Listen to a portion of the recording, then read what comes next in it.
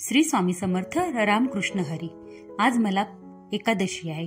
मी 12ही महिन्याच्या एकादशा करते, तर आज ही आषाढी एकादशी नंतरची ही दुसरी एकादशी आहे आपली।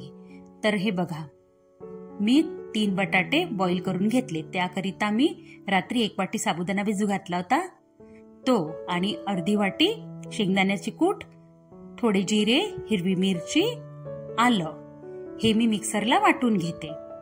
आणि साबुदाण्यामध्ये हे दाण्याचं कूट आणि हे वाटण आपलं छान मिक्स करून घेते।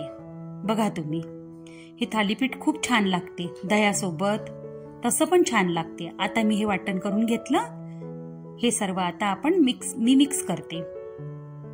बटाटा जास्त नाही उकडू द्यायचा, थोडा कमीच उकडू द्यायचा। थोडं लिंबू पिळू शकता तुम्ही वरून, किंवा दही घालू शकता। किंचित मीठ आणि चवीपुरती साखर, चवीपुरतं मीठ आणि चवीपुरती साखर। आता हे सर्व छान मिक्स करून घेते।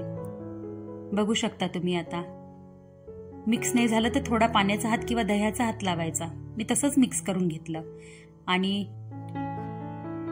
छान मी पॉलिथिन घेतली, त्यावरला पाणी लावून आता हा गोळा मी छान पसरवते। गोल गोल गोल गोल करत जायचा, आपोआप जाते।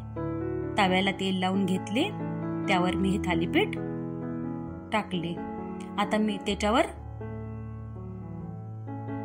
झाकण ठेवलं होतं, ते सांगायची मला आठवण नाही राहिली तुम्हाला। एक भाग होऊ द्यायचा पूर्ण। बघू शकता तुम्ही, आपला किती छान कलर आला।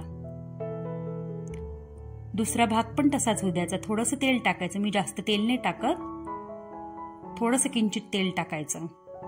बघू शकता तुम्ही, किती छान थालीपीठ झालं आपले।